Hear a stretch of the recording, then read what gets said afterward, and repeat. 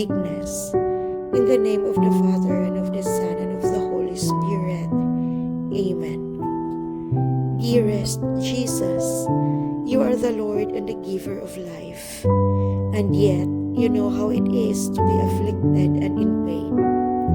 I come to you right now, Lord, having grown weak and infirm, and I ask for your comfort and strength.